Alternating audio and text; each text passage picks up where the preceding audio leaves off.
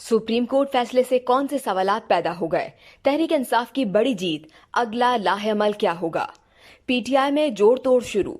चौधरी परवेज इलाही के वजीर आला बनने के बाद स्पीकर पंजाब असेंबली के ओहदे के लिए तहरीक इंसाफ में जोड़ तोड़ शुरू हो गई।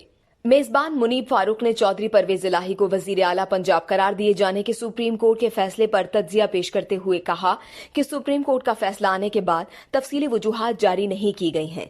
इस फैसले के बाद किसी भी पार्टी के क्या इख्तियारात रह जाएंगे, ये सवाल पैदा हो गया है। पार्लिमानी पार्टी के पास इख्तियार है कि वो इन मामलात के अंदर डायरेक्शन दे सके और उसकी मर्जी के खिलाफ कोई भी जाएगा तो वो डिफेक्शन का मुर्तकिब होगा। पार्टी हेड का फैसला बाइंडिंग नहीं होगा, यही नतीजा खस किया जा सकता है इस शॉर्ट ऑर्डर से।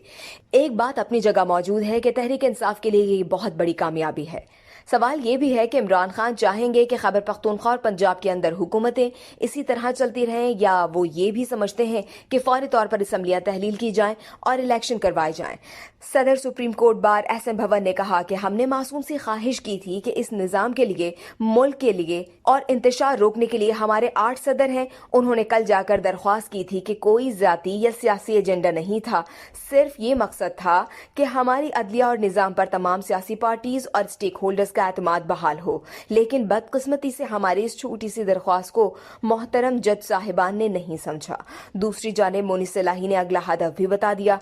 कहा कि अल्लाह पाक के फजल से एक मिशन पूरा हो गया और दूसरे मिशन के लिए तन मन धन की बाजी लगाएंगे। इंशाअल्लाह इमरान खान को वापस वजीर आजम की कुर्सी पर लेकर आएंगे। इस वीडियो से सिर्फ इतना ही। मजीद जानने के लिए सब्सक्राइब कीजिए डेली जंग यूट्यूब चैनल और लाइक कीजिए डेली जंग फेसबुक पेज।